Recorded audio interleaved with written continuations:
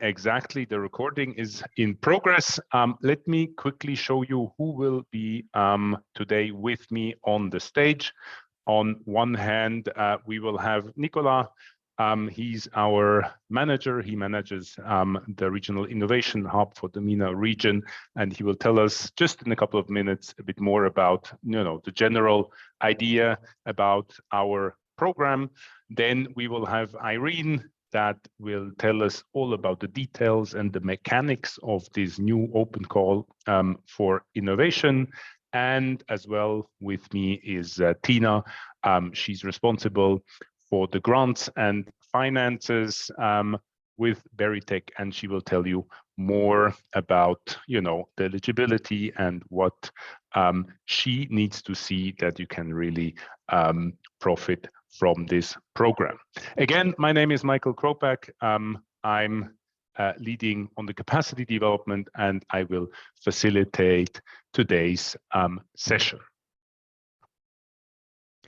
So what we will do today, we're already in the middle of the welcome. We will first have an input on the program, information, then how the open call works, and the requirements and eligibility. We will do this as a presentation, and afterwards you will have the chance, or we will have the chance to answer your most burning questions. Next slide, please. Now, we are quite a lot of people, so we are not able to do this as an interactive session where you speak up. So we will not do that. So please stay muted all the time. Otherwise, it will become complicated and chaotic. If you have questions, you can write them into the chat, right? And just to make our life easier, it would be great if you can actually write those questions in English, so we have a complete overview and everyone sees what is going on. You can write those questions anytime into the chat. We will collect them, and at the end, we will try to answer as many as possible directly in this webinar. But please be aware, what we say here, we will is not binding.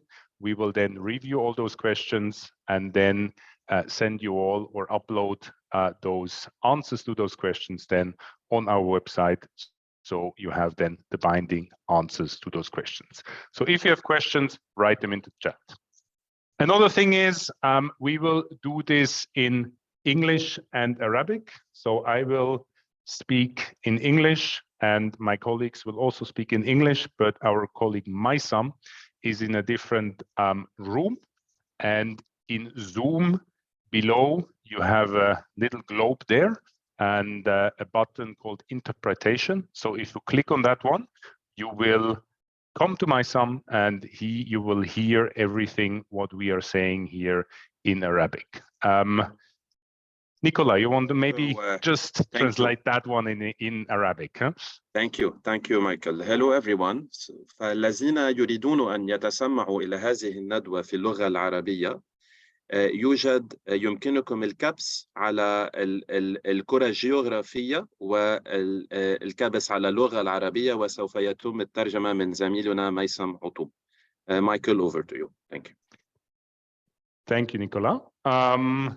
And again, to say we are recording this session, and also the Q&As, we will actually put them in the document and upload them on our website on the We4F website. You see the link below. This will take us a couple of days, but you will have them then there. Thank you, Michael. So هذه الندوة سوف تكون مسجلة، فالذين لديهم أي تحفظ يمكنكم المغادرة، وإن هذه الندوة بعد تسجيلها سوف يتم وضعها على الويب سايت تبع We4Food. شكرا. Michael, over. Great. So if you want to listen to Arabic, please go press interpretation, and then you will have everything in Arabic translated by my son. Okay, we will do a lot of talking today.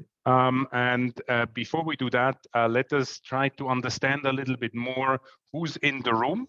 We have 61 participants at the moment, I see. What I would like you to do, we've prepared a little poll. So take your mobile phone. You all have a mobile phone. I know you have a mobile phone. I also know that you have a smartphone. So just open your browser and press menti.com. So go to your browser and press menti.com into your browser, right? And then you will end up on the Menti website. And you can't miss it. It looks then like that. Press this code 1236027. So just do that quickly on your mobile phone. I'll do it with you as well.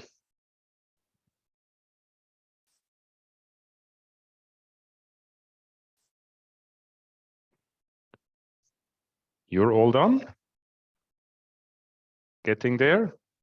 So go, take your smartphone, go on menti.com in your browser and press this code, 1236027. Okay, then I think most of you should have managed. So Talar, maybe you can change the screen to the Menti website also for us.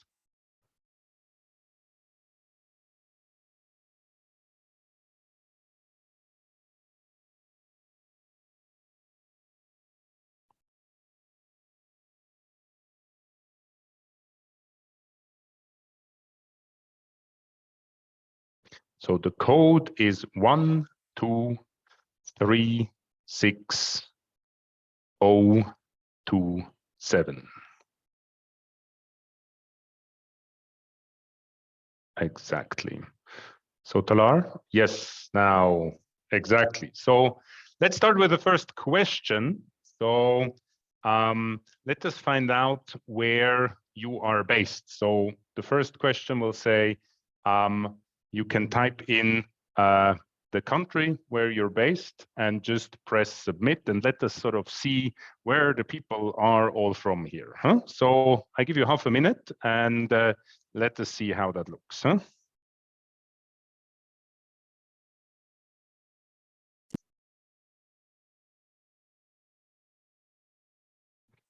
So I see myself from Switzerland. Welcome, very warm welcome from Switzerland. Oh, we have quite a broad representation here, huh? Of course, the Lebanese dominate everything as usual, and then we have quite an interesting distribution. So we have a few Egyptians, a few people from Jordan, a few Iraqis, and then also some people I wouldn't expect from Myanmar, for example, or from Hungary, or the United Kingdom. Okay, so it's great that you're also interested in this open call for innovation. Please notice that this open call, which we are going to talk about, is all about the MENA region and not about the other regions where the Water and Energy for Food program is also active. But great that you come in and join our session here. Great. Okay, so more people, few more people from Jordan. The Crown Prince is soon getting married, so thanks that you're still joining us and not buying flags and getting prepared for that. Great. Okay, but then let us move to the next question, Talar. Let us have a bit of a look in what your business is all about, right? This is the Water and Energy for Food program, and a simple question here. You can choose one, right? Is your business mainly about water for food, mainly about energy for food, or is it sort of about everything, water and energy for food? All three types are eligible, so don't worry, you can choose freely. We seem to have an overhang of integrative solutions here, really looking at all aspects. Let us see a bit more.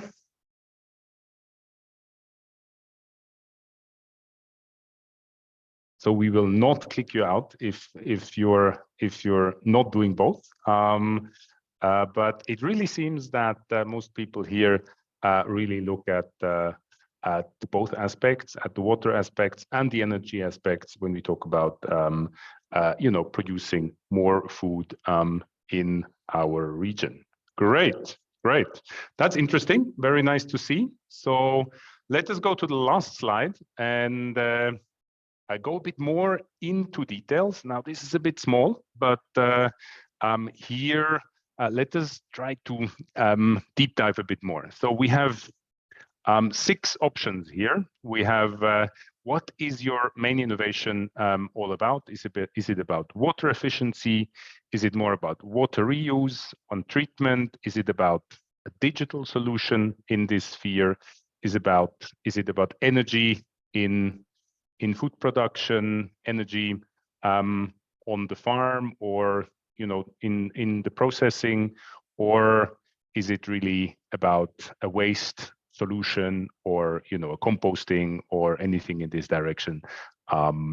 Yeah, let us get a bit of an idea and see whether we have a diverse field of potential innovators. So water reuse and treatment is leading at the moment, but catching up by water efficiency.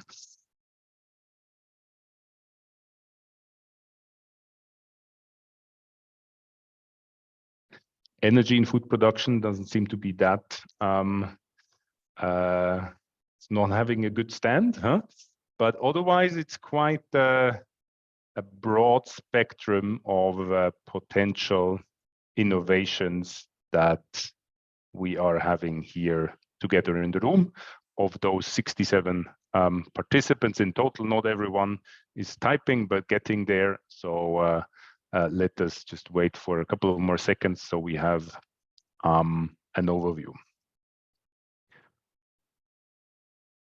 Okay, but seems to be quite balanced. Very interesting to see that.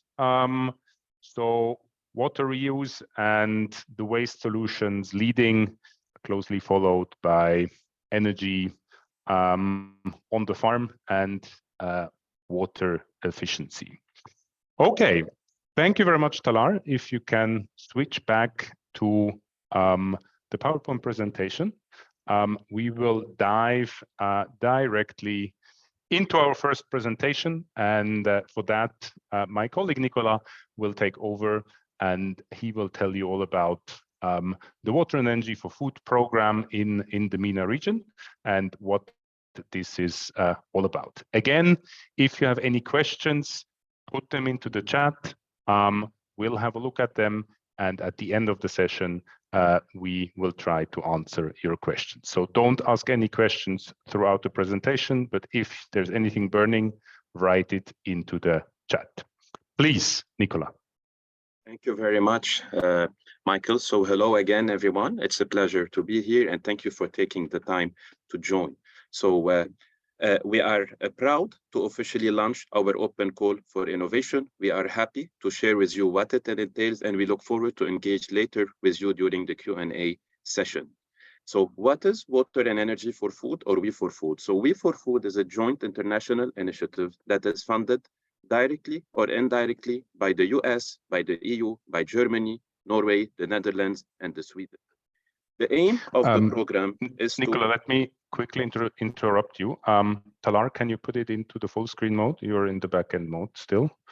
So for some people, it might be hard to read. Sorry for interrupting your flow. Now, here we are. Huh? Now we can read. Here we are.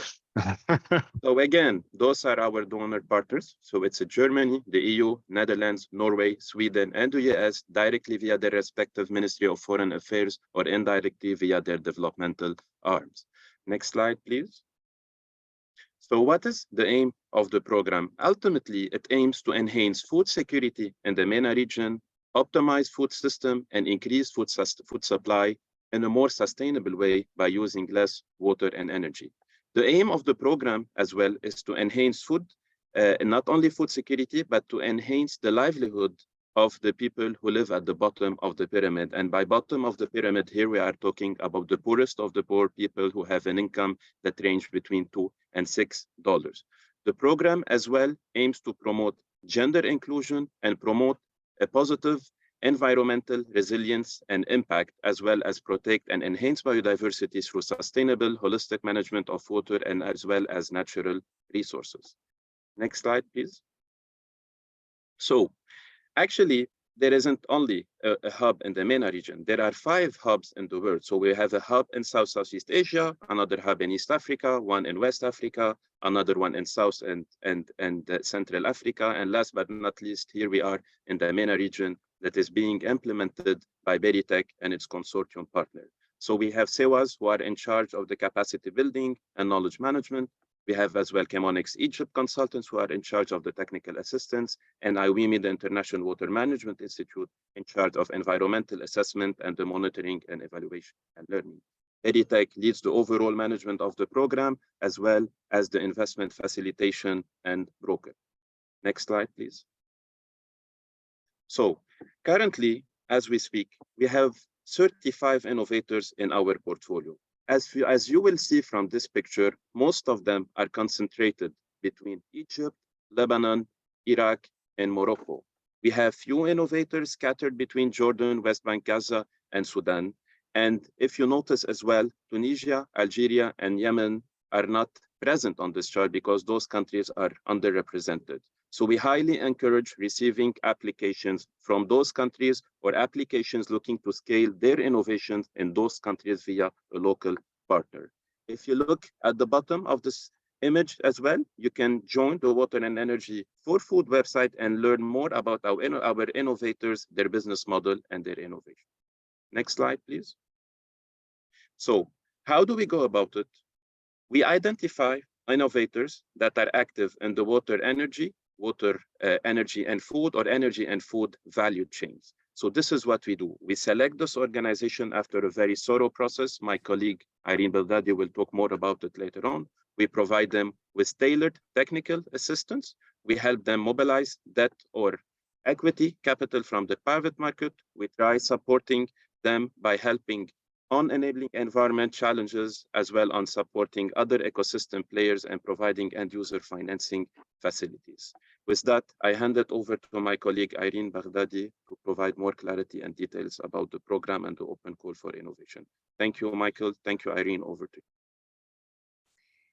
Thank you, Nicola, and thank you, Michael. Good afternoon, everyone, and good morning for those who are outside of the MENA region but are looking to expand in the MENA region. So good morning or good evening.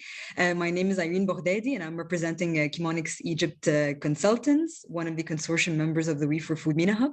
I'm also the TA facilitator and also responsible for end user financing programs. It's truly such an honor to be among a group of growing innovators and change makers in the MENA region, but also those aiming to expand to the MENA region. So if we move on to the next slide, I think with our initial polling, we gave some hints on the types of areas, the thematic areas that we're looking into and the types of solutions that we're hoping to promote in this program. As Michael mentioned, it can be water and or energy saving solutions in agri-food value chains in the MENA region. More specifically, and this is not limited to these thematic areas, but these are some of the main clusters that we're seeing in the MENA region region, and I invite you to enter our website for more examples about innovators working in this space, but also more examples of the types of solutions. So the first is innovations in food production to reduce water usage. So this could be on the farm level or on the food processing level or food production level, different types of solutions, whether it's digital or analog, to reduce water usage. Then there's also the efficient use of water resources for food production. This could also include recycling water or treating gray water or desalination. Sustainable use of energy and water on the farm, so on the upstream side. Energy innovations for food processing and logistics, so on the downstream side, and also on the midstream side. Examples like cold chain, silos, and other examples that are not just working on the farm level, but are serving the food processing side of things, and the midstream. Food production with energy efficient use, and leveraging food or agriculture waste for energy. So this could be processing of organic waste or agriculture waste to develop, for example, biomass-based pellets or other sources of energy for users in the agri-food sector. So in the next slide, we give a very quick overview of the types of innovators that we support. And again, I invite you to view the solicitation document for a little bit more details on the types of profiles that we're looking for. But most importantly, you see on the left, we're looking for a mid to late stage enterprises. So this is not a startup support program. It's not an incubator. We're working with fast growing existing businesses and organizations. So they could be for-profit or non-for-profit, as long as this entity has a revenue generating arm and their innovation is market oriented, and it's a financially sustainable organization. It's important for us to also see recurring sales and growth, at least in the last 2 to 3 years. It's very important that it's not an R&D project. We're looking for field-tested, commercial, and validated technologies and services and solutions with proven business models with a track record of at least 2 years. And finally, and very importantly, we're looking for to support high potential enterprises or organizations that can scale from serving thousands of end users in agriculture and food value chains to hundreds of thousands in a period of between 1 and 2 years. On the right, you'll see some of the impact criteria that we look at. Of course, as you can tell from the name of the program, we're looking to support solutions that can produce more food, but in a sustainable manner, so with less consumption of energy and water.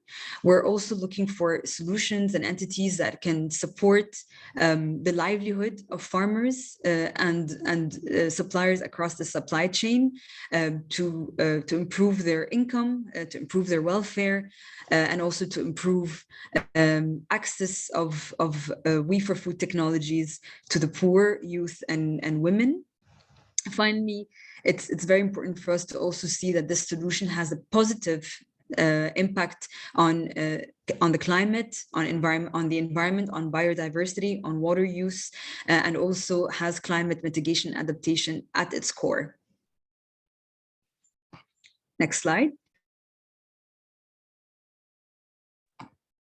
So how can you get into a partnership through the We4Foods Open Call for Innovation partnerships? As Nicolas mentioned, we've had 2 calls before, and we've had a call in Iraq, and you can also learn more about these programs and the innovators that were supported through our website. This call is slightly different in the fact that it's an open call. So it's an open call for innovation process. It's ongoing on a rolling basis. This chart looks more complicated than it is, but basically our starting point, which you see on the far left, explore interest, submit a concept note. This is the phase that we're in today. And what we're doing is we're outreaching for high potential firms. It's a highly competitive process. I have to say, we accept only about 10% of the applicants. That was the case in the last call for innovation. So we currently have an expression of interest to get a better understanding of the interest of the companies and then, or of the organizations. And then later on, we move on to collecting some more information through your proposal. So we're currently in the stage in yellow on the left, gathering expressions of interest from those who are interested. And then we will move on to assessing these concept notes, assessing the expressions of interest. And for those who qualify, in terms of eligibility and in terms of fitting the program's mandate, they will be informed of and invited to submit a full application, which is a much more extensive application that details many more quantitative information about your business and about your impact. Following that, your application will be reviewed by members of the hub, but also by external subject matter experts who are part of the regional advisory body. And following that, a decision will be made on your award and whether you will benefit from technical assistance and or a grant of up to $200,000. And typically the process from submitting a concept note to finalizing the decision and the grant award agreement takes about 6 months. Again, the solicitation document actually has a very detailed overview of each of these steps and the expectations of the applicants.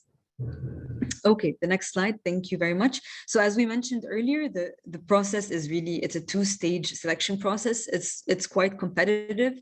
The first stage is a concept note or an expression of interest stage, and you can find the link to it, which Hannah and Talar will be sharing shortly. This is the stage that we're currently in.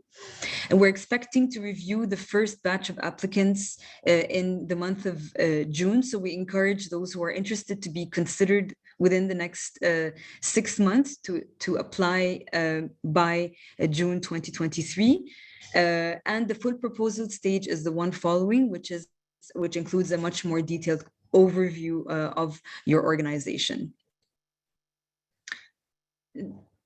Great. So in terms of the eligibility criteria and what do we look at when selecting the organizations, we have 6 main categories. Of course, the first, as we mentioned earlier, is we would like to make sure that you fit the We4F themes that we had mentioned earlier. So it's very, very important for us to see that you are offering energy and or water saving solutions to the agri-food value chain. And it's very important for us to see that this trickles down to end users and it's not just limited to your organizational operations. The second point is innovation, and then the business aspects, social aspects, environmental aspects. And of course, in this call, we have a special criteria related to matching funds and or cost sharing, which Tina Al-Bustani will refer to towards the end of this webinar. Next. All right, so what do we like to see in your application, and what are some of the points that we don't advise that we do when implementing or when filling out the application? So it's very, very important that you show us the clear links to the We4Food Nexus and to the thematic areas that we've mentioned. As I said earlier, it's also very important for us to see that these energy and water savings benefits trickle down to food processors, farmers, and other stakeholders in the value chain. We've received applicants before where there's a very great factory that's doing some very great work in terms of water efficiency and energy efficiency on site, but when we see that it's limited to the operations of the business and doesn't trickle down to other stakeholders, this leads to us to believe that they're not eligible for the program. It's also very important for us to see the innovation aspect, and in a bit I'll be talking about what innovation means. But basically, for us to see that the solution that you're offering is more innovative or more efficient or more productive compared to the status quo in the MENA region. And of course, high potential to scale. Scalability is one of our main selection criteria. And it's also very important for us to see your ability to enhance access and affordability of your We4Food solutions and technologies for women, youth, and marginalized and vulnerable communities. On the right, it's basically the opposite of what we advised you to do. If we see that innovations have weak or no links to the We for Food, if we do not see quantifiable positive impact on the poor, women, and the environment, if it's a project that is still in research, development, and or pilot phases and does not have a commercial track record, and if it's an established and large company whose technologies are already used very widely in eligible countries, this is the kind of profile that we would not be able to serve efficiently through this program. Okay, the next slide. Great. So in just a few minutes, we'll be sharing the online application, the Jot form that you can use to fill out your expression of interest. And I would like to encourage you to really check out the website. The We for Foods website is very resource intensive, and there's a lot of material that you can benefit from. You can learn about previous calls, but also the existing call that has all the selection criteria very detailed out in a very comprehensive manner, in Arabic and in English as well. Okay, next slide. Also, this program is heavy on definitions and terminologies, but they're actually quite easy to understand. So I'll encourage you that in your solicitation document in both Arabic and English, for you to get familiar with the commonly used terms and definitions, because we do mention them throughout the expressions of interest and also the full proposals. So it's very important for you to have a strong understanding of the terminologies and definitions. And this is all something that you'll find in the solicitation document. Next slide. Okay, I'll walk you through some of the key definitions that you will also find in the solicitation document, but these are some of the most important themes that we stress on in our application process. So water and energy for food, customers versus end users, what is the difference between the two? The base of the pyramid, ESG, environment, social and governance, business model and innovation. And we'll go through each of these definitions very quickly before I pass on to Tina Al-Bustani. Okay. So what do we mean by innovation? Innovation does not mean just an innovation in product, technology, or technical aspects. This is really, really important for us to communicate to you, because unfortunately in the MENA region, sometimes when we hear innovation, the first thing that comes to mind is I have to do something that's completely unique, that is product related or technology related. So what we mean by innovation is really unconventional, new, modified technologies, tools, processes that are new and improved compared to the status quo in the market that you're targeting or operating in. So it's really important for you in your application process to highlight to us what is the status quo, what is currently going on in the MENA regions that you're targeting, and how are you doing things differently. This could be through the marketing channels, this could be through the product development, it could be through the way you finance such solutions, and it could be through the supply chain. It's not limited to the technology and product. So this is a key message that we'd like to communicate. Customers versus end users. So customers are the individuals or entities that directly purchase your product or service and directly benefit from your business model. If you're a B2C based company, it means that you mainly serve farmers or food consumers. If you're B2B, you're serving businesses or intermediates who are selling products to farmers and food consumers. And of course, many of the We for Food models that we've seen are actually a combination of both, and you can indicate that in your application. What are end users? So end users is a larger pool, which also consists of your customers, but it also consists of other individuals or entities who are also benefiting in one way or another from using these technologies. It could be the families of the farmers, or it could be the operators in the food processors. But what's really important is that you can document the direct impact that your innovation has on their lives, on their well-being, and on reducing their energy and water consumption. And once you're onboarded in the program, we'll provide you with the tools to be able to quantify your impact and to do so effectively. It's also very important that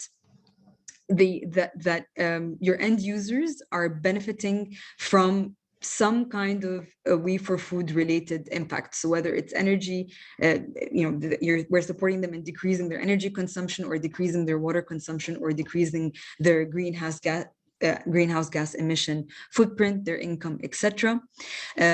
Also, as I mentioned earlier, in the program, you will be asked to provide evidence of who these end users are in the form of their names. Of course, this is maintained at a very high level of confidentiality, and other metrics that are related to us documenting how they're actually benefiting from your innovation. Of course, the share of women and vulnerable communities is key, and this is something that we ask you about in the very beginning in the expression of interest, to understand how what percentage of women and poor groups are actually directly affected by your solution.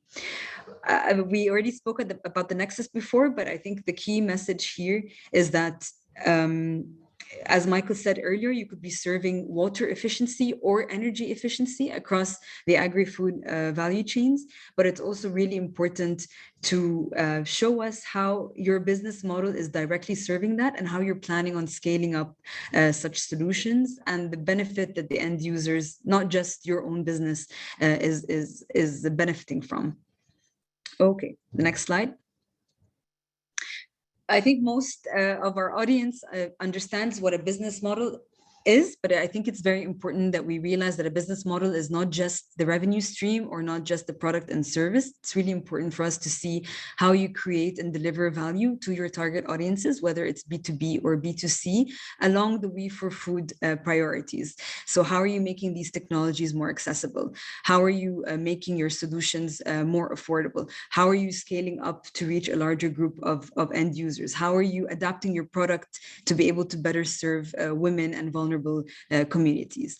It's also okay for the organizations who apply to be both for-profits or non-for-profits, but it's really important for us to see that there's a market-oriented approach, that there's real demand, real and quantifiable demand, and that there's real value add that the business model is offering.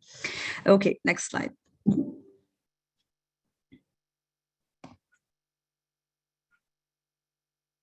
So the base of the pyramid, it refers to a customer market with the lowest level of daily income, and they form a large percentage of our target audience as a program. They can be defined as economically marginalized groups. They could be individuals or entities, individuals who are below poverty line. Their per day income is about $2 to $6 US. They also include vulnerable and smallholder farmers, as well as poor food consumers and suppliers and businesses and micro entities that have below purchasing power compared to the market average. So it's very, very important, as I mentioned earlier, for us to see how your solution and your business model is directly serving the base of the pyramid and is supporting their enhanced and increased adoption of your solutions, as well as that you're making it more accessible for them to benefit from such solutions. All right. Finally, environmental, social, and governance, ESG. It's one of the most important offerings of this program. Is environmental, is basically the focus on water management, national resource management, and climate resilience. Social is the focus on BOP, as we just mentioned, and on gender integration, poverty reduction. And governance, in the way we interpret it as a program, is basically how are you enhancing your governance structure internally, your organizational structure, your team structure, how decision making is taking place, do you have standard operating procedures, and how are you promoting accountability among your organization. What happens in the program is very, very early on, our team of experts help you understand where you stand in terms of the MENA average, but also in terms of the global average. We look at, we classify you in terms of, or the applicants in terms of whether they're in beginner, intermediate, or advanced stage. And then we tailor make the support that you offer in terms of trainings or technical assistance according to the stage that you're in. And we walk you through the whole process from day one. Great. So this was the last slide. Happy to answer any questions you have. Please send your questions on the chat in Arabic, English, or French, and we'll be sure to answer them in the next segment. So over to you, Ms. Dina Bostani, Head of Grants and Procurement. Thank you, Irene. Good afternoon, everyone. So as mentioned by my colleague Irene, one key eligibility criteria to be selected to be an awardee and receive the grant is to be able to provide what we call matching fund. Awardees are required to have at least one-to-one matching funds, cash equivalent, to satisfy the matching requirements. Matching, whether in kind or cash equivalent, is based on funding provided by WE4F, not the total project budget. For example, applicants who request $100,000 for an innovation would need to provide a minimum of $100,000 themselves in kind or in cash or cash equivalent, making the total project $200,000. The funds must pay for activities that would allow the growth, development, or commercialization of the organization's technology, whether it's manufacturing, distribution, marketing. So again, we require that the innovator is able to secure a matching fund, the same amount, at least the same amount of the grant amount. If we give you a grant of $100,000, you should be able to invest $100,000 from your own money, whether in kind, and what we mean by in kind, it means, for instance, assigning employees for the project that you are paying yourself, but that you already have on board. So you are assigning them at least partially for the project, or you are putting at the some premises, also allocating them to the project, etc. So this is what we mean by in kind.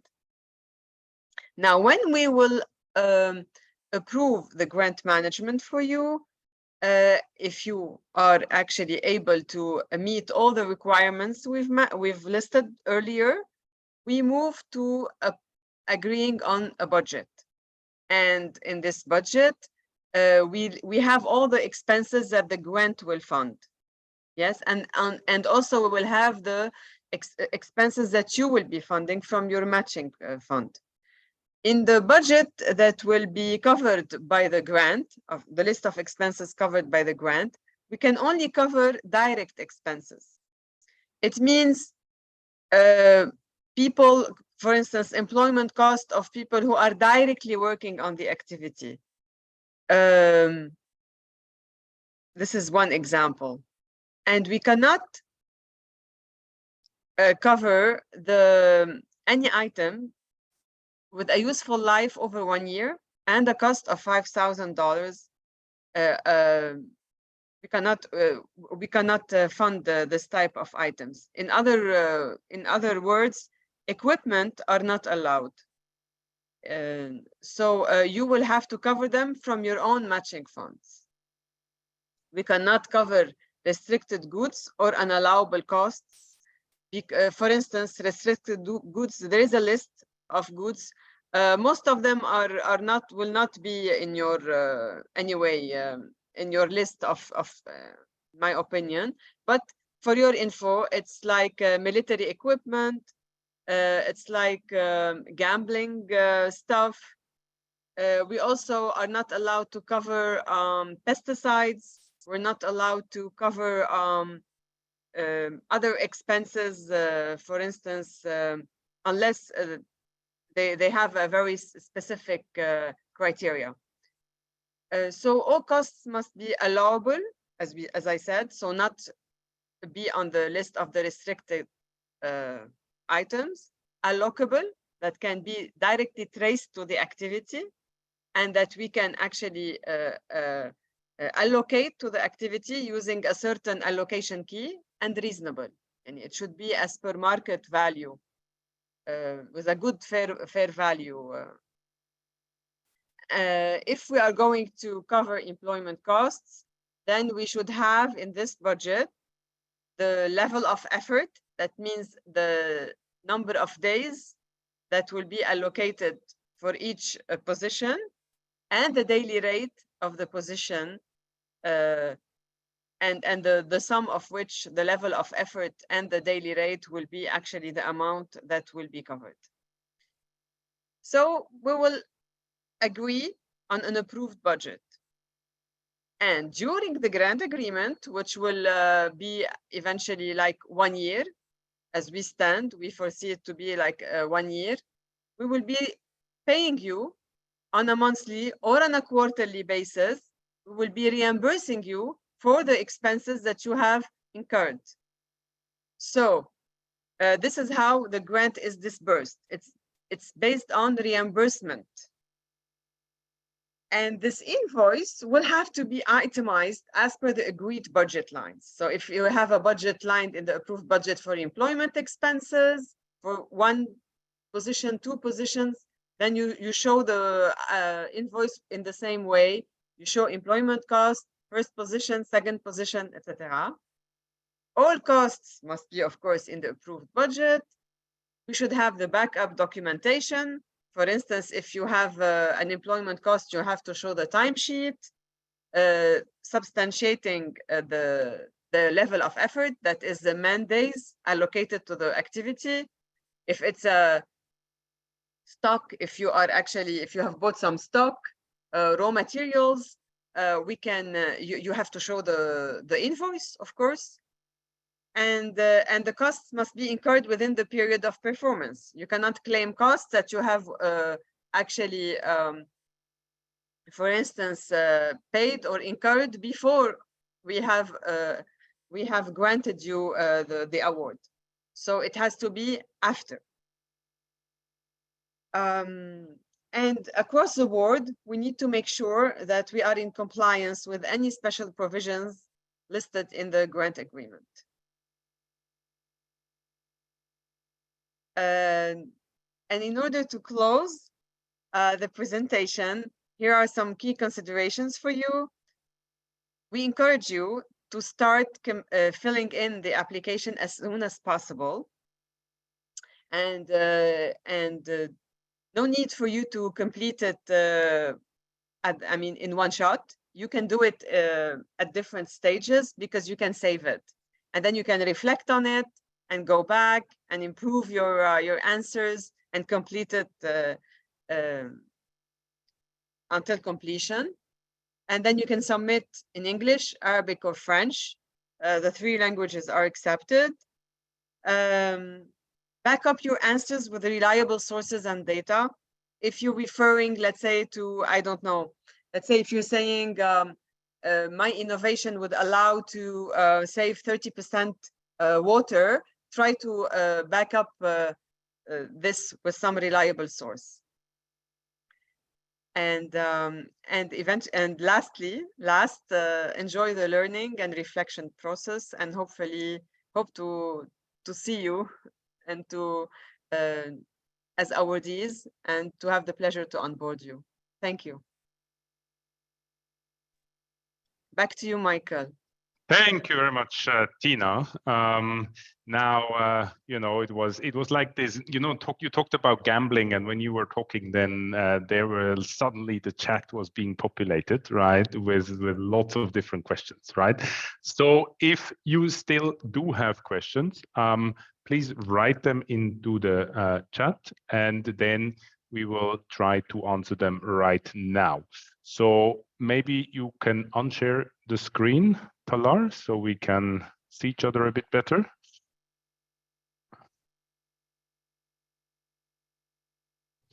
Great. So we have quite a few questions. So let me try to go through them, and let me try to see whether we can answer all of them right now. But again, remember, we will orally answer the questions right now, but please make sure that the official binding answer will only be provided in a few days, and we will provide the answers to your questions that you're asking us now in a document, and we will upload that document on our website.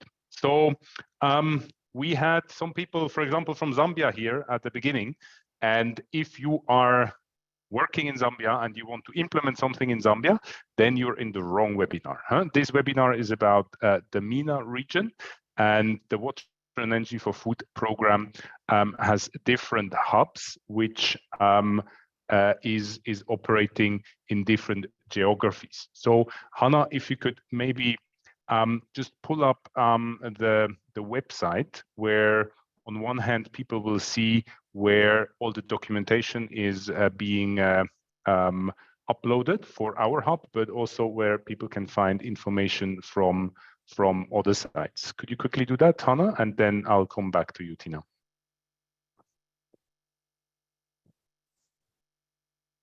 Hey, hello everybody.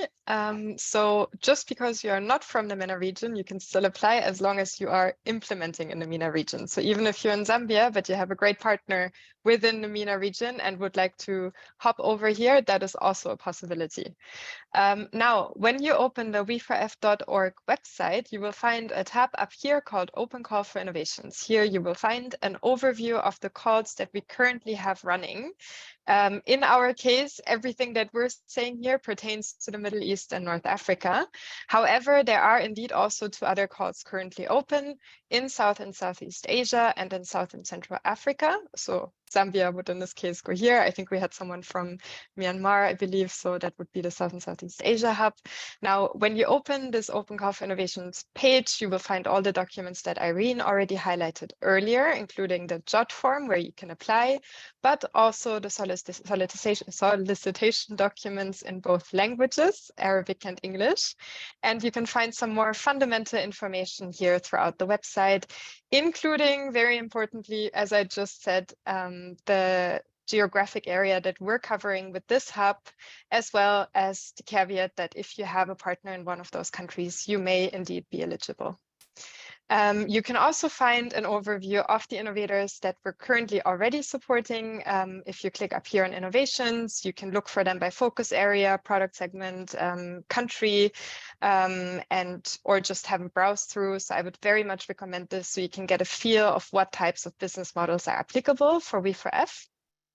You can also find out more about the MENA Hub. If you go up here on MENA Regional Innovation Hub, you can meet the team and read a little bit more about our mission. But what might also be particularly interesting for you is this window right here, where you can find publications and resources that might support you in your application process. So I've already shared the ESG guidelines, but you can find many, many other interesting resources here, including, for example, we've recently published a piece on end-user financing models and various other documentation that might be relevant. So please feel free to check out the website. You can also find our social media channels down here at the bottom, including our YouTube, our LinkedIn, where we always share interesting nuggets of information for you. Back to you, Michael. Thank you. Exactly. And there was just another question. We will not send you these documents by email. But you will have to actually go and check the website and download those documents. So we will not send them to you by email. That was one additional question that was being asked. Great. Then I have another question here for Irene, which is about the maturity of the enterprises, right? You mentioned that. We have a couple of people asking, whether startups are actually implemented, are eligible, right? And then someone else made an example. If you have, for example, 10 paying customers, right, would you be eligible? Thank you, Michael. So in terms of startups, you can also be a large firm, but starting a new initiative. So what I would say is that you have to be able to provide at least 2 years of financial track records and to show that you have been revenue generating for at least 2 years and that you've registered and have all your registration documents ready. That's the bare minimum. And as we mentioned earlier as well, in terms of number of customers, as long as you can demonstrate that you are serving thousands of end users. So you may have 10 customers, but those 10 customers may be large customers who are in turn benefiting 1,000 end users, whether it's through the families of the farmers or the operators on the food processing side. But we will only count them in to your thousands of end users if you can provide evidence that these end users exist in the form of data that includes their locations, their unique identities, etc. So as long as you can document it, and as long as you can demonstrate how these end users are benefiting from these water and or energy saving technologies, improved income, etc., then we can look into your profile. Okay, so if you're only serving 10 farmers, small-scale farmers, you will not be eligible, right? But what really interests us is the end users. Great. Let us come maybe to the most difficult question about which was asked, and is the question about the deadline, right? And that's an interesting one because it will.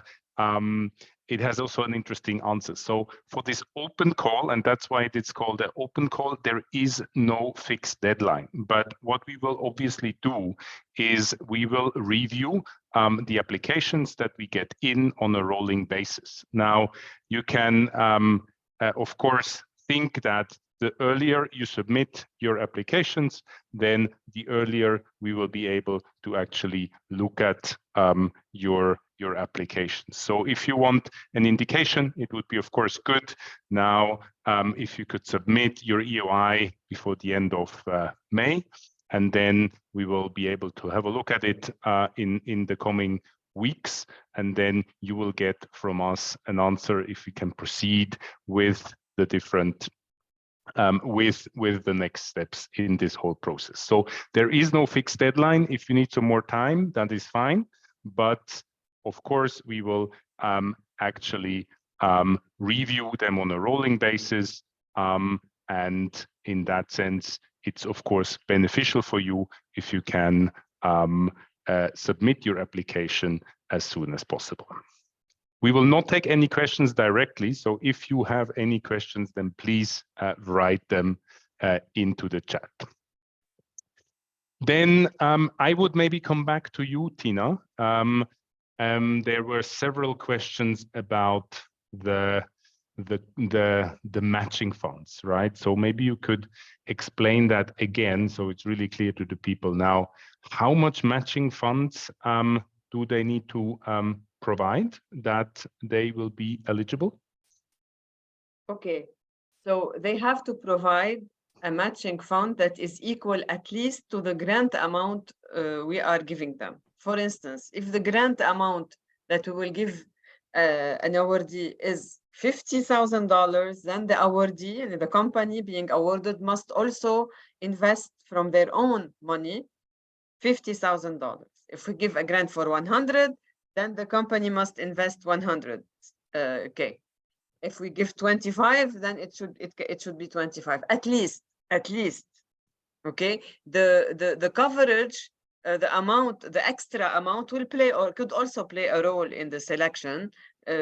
Probably could be one criteria, not the major one, but could be one criteria. If we give 200,000, then the amount should be the matching fund should be 200,000. Now, the thing is, it doesn't need to be all in cash. It could be in cash, or it could be in what we call in kind.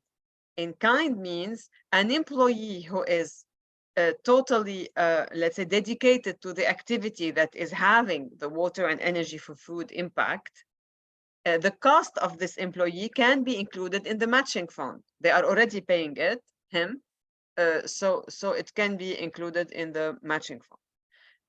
The office, for instance, some premises which are directly allocated also to this activity could also be accounted for. So it could be in kind, or it could be in cash. For instance, if you tell me, you tell me, for instance, okay, I have, I'm going to sell my, I have a big sale ongoing, and I have this contract, and the customer is going to pay me an advance payment.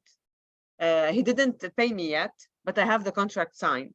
So this amount, you commit that you will use this amount to our common activity. Okay, then we can accept, for instance, this document. If you have a grant from a donor that who is not a donor among the ones listed by Nicolas at the beginning of the webinar, if you have a grant from someone else, then this grant can also be considered, and then you commit to use it also for this activity, not for any activity, the same activity, then also it can be considered. These are examples. And just one more question. What's the maximum grant amount that people can apply for?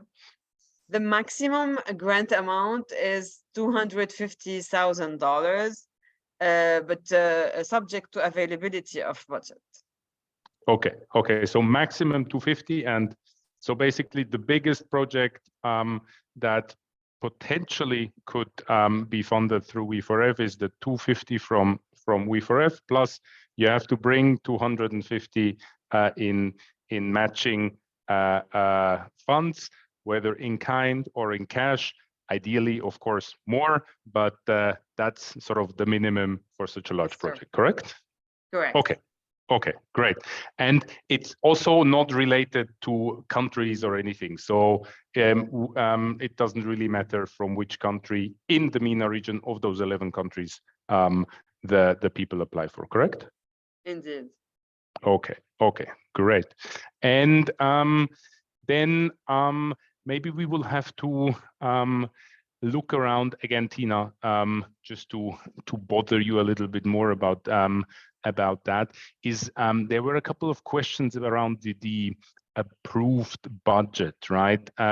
Some people had a confusion. What's this whole thing with those $5,000 and not a useful life over 1 year? Again, does that mean We4F does not cover infrastructure, correct?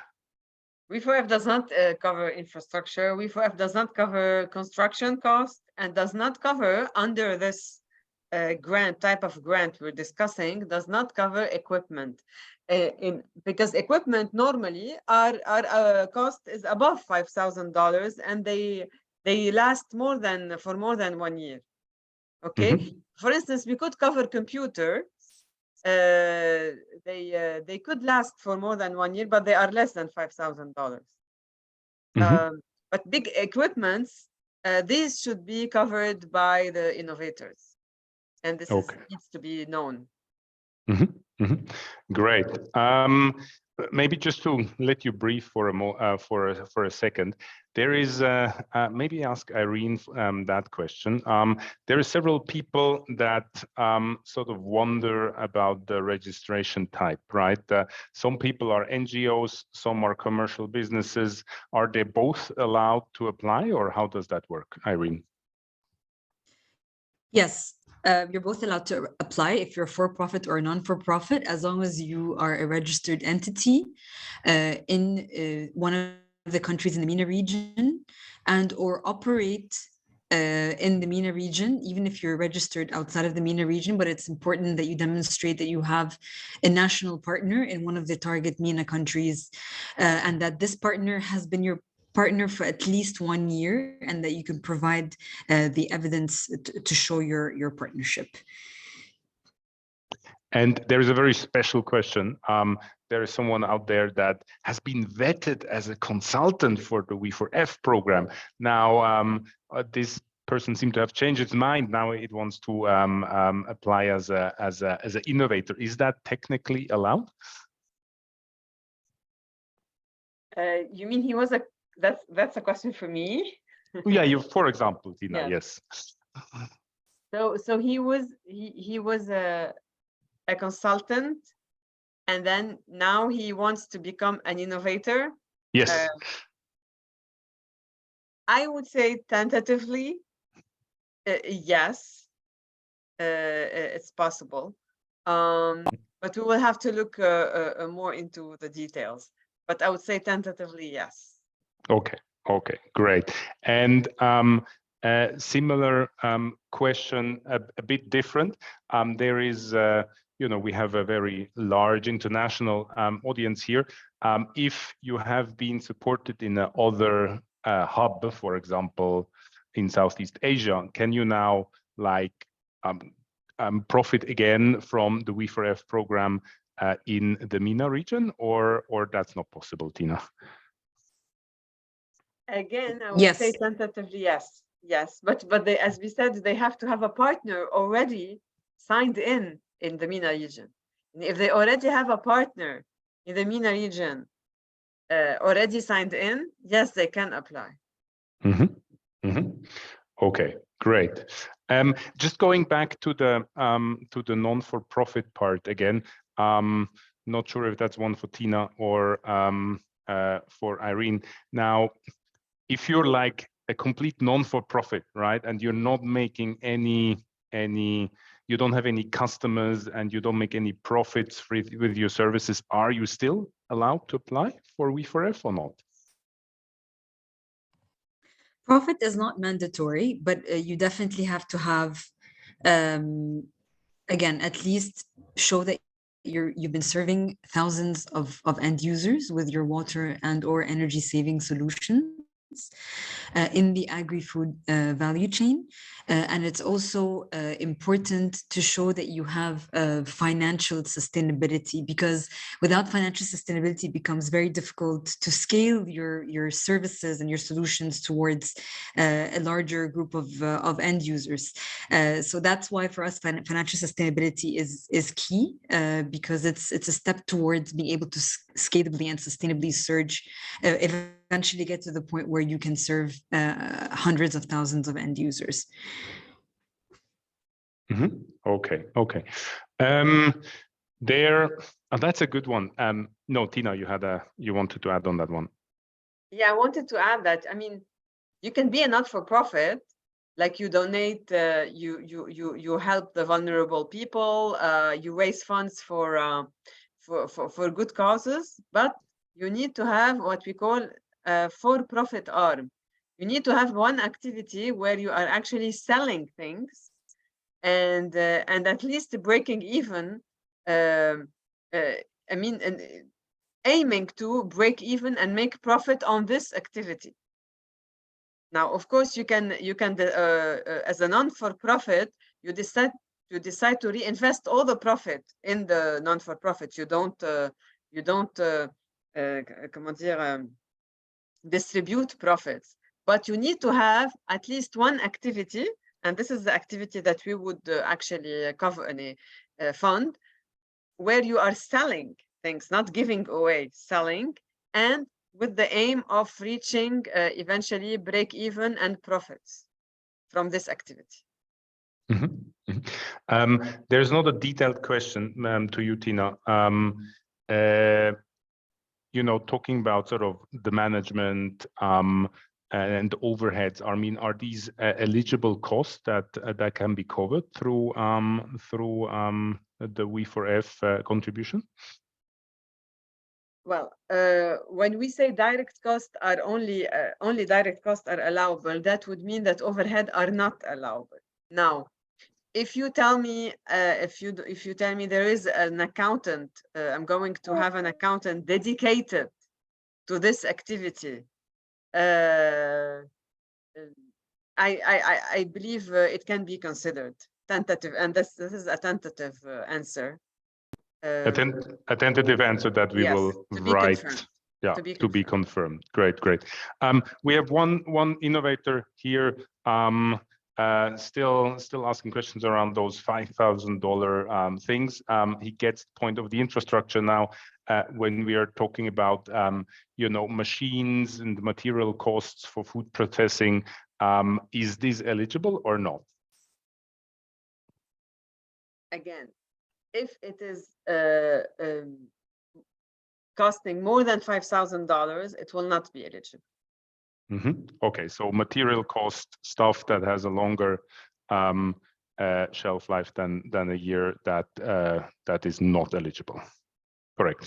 And this is not something you can discuss with you, huh? They can't call you on that one. No, this is not. Unfortunately, it's not. If they are, let's say, I don't know, buying things that are I don't know, solar panels, I'm going to say solar panels, and the solar panel is less than 5,000. They last for more than 1 year, but they are less than $5,000. So it's okay. But if it's a big machine, bigger than $5,000, and will last more than 1 year, of course, we cannot fund it. Okay. Okay. Great. And maybe another, just to give you a break, Irene. In terms of, you said, I mean, it's not mandatory to be profitable at this stage, right? But is there a minimum revenue requirement that is necessary to be able to apply for, Irene? No, there isn't a minimum revenue requirement. But as long as you can show financial sustainability and provide the financial track records that also demonstrate your ability to be able to scale up to serve the tens and hundreds of thousands of end users, then this is something that is considered. So it's not an eligibility criteria. There isn't a minimum in terms of revenue. Okay. Okay. And I think we discussed that already, but if there's some organizations, they have a for-profit or a non-profit arm, it doesn't really matter which arm applies, right? Yes, but we encourage that the primary applicant is the applicant that fulfills all the eligibility criteria. Okay. Okay. Then another interesting question, maybe I hand that over to you, Tina, again, is of course, someone comes now and wants, let's say, $100,000, right, from the We4F program. How does this work? I mean, is it like just 100,000? You check it, and it's either a yes or no, or is there some flexibility that maybe it's less, or how does this whole process work? Just for people to understand. From the I tentatively, again, I would say there is a possibility, a flexibility. So that means, I mean, if you review the whole process and someone wants $100,000, it is actually possible that there might be a discussion happening that maybe the We4F program just gives them 50,000 instead of 100,000, but doesn't just kick them out directly out of the program if you're not happy with something else, correct? Yes. Okay. Yes, it will depend, yes, on the assessment that will be done. Okay, great. Another question to you, Irene. Applicants, they're allowed to work with larger NGOs like CARE International or the World Food Program, right? That's not a problem if you have these type of NGOs as implementing partners in implementing that solution, correct? We'll have to look into that a little bit more, and we'll answer it in the Q&A document, because it also depends on the sources of funds. This question will better be answered in the Q&A document as well. So we'll get back to you on that. Good, great. Good. I'm just looking on my list. There was this question again. So just to repeat, the maximum amount, Tina, that people can apply for is $250,000. Okay, $250,000. Subject to availability of budget. Exactly. And to the assessment, of course, of the application. Exactly. Great. And there is another question I see here. Is there any limit in terms of when the organization was incorporated? So, for example, they have been just recently incorporated, and are they still eligible to apply, Irene? So as I mentioned earlier, it's important that we have at least 2 years of a financial track record, financial statements. So if they just registered this year, it would be difficult to provide 2 years. So we need that we don't have a minimum cutoff for the revenues or the year in which you have to have registered, but as long as you can provide at least 2 years of financial statements, then you are eligible. So if you do not have the records for 2 financial statements, you're not eligible, correct, Irene? Correct. Correct. Okay. So again, this is not a program for startups, right? It's for more grown-up, mature enterprises. So we need at least 2 years of financial records, and that's the minimum requirement that we look for, so you can actually apply. Good. I'm looking on my support team. Hannah, I think we've more or less covered all the questions. I don't know, do you have another one that I've missed by any chance? Sure, it's just Elias is asking for the clarification on what is allowed and what is not. So maybe Tina, if you can direct him to where this exact information could be found. Again, in the solicitation document, there must be guidelines, general guidelines about what is allowed and what is not. As we stand, I believe what is written there is enough, and with what we said today, but we'll see if we can, in the Q&A, elaborate more. But again, all the information that we are telling you today here is in this solicitation document. This is a long document. You have to read it. It's not going to take you 5 minutes, unfortunately, but all the information, especially those details, should be in there. But we will recheck again and write this in the Q&As. Any more, Hannah, which I missed? Besides that, I think we're good. Great. I'm just looking in the chat right now if there are any last-minute questions. But if this is not the case, then thanks for watching. Thanks for listening. We will take a moment to collect all those questions and then write the answers into the Q&A document. We will upload it in a couple of days on our site. Again, remember, this is a different process like last time. Main difference is that it is an open call. That means there is no deadline, but the earlier you submit, the faster we can process things. So that's the one thing that is definitely different. The other thing is that we are looking for matching funds, and only if you do have those matching funds, we can actually work with you. And the matching funds, this is a one-to-one thing. So if you bring 100,000, you can apply for 100,000. We look forward to your applications in the coming days and weeks. And I see Hannah wants to tell something in addition. So Hannah, before I close this meeting, I'll give you the word. Just 2 more questions that came in, since people seem to be having a good time and don't want to leave, which is great. So we have one more asking if there has been an application submitted already, if it is possible to make changes. So Irene, I think you already answered this. It is possible to resubmit.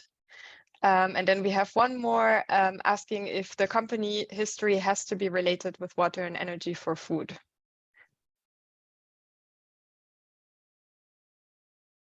Irene, would you like to answer this one?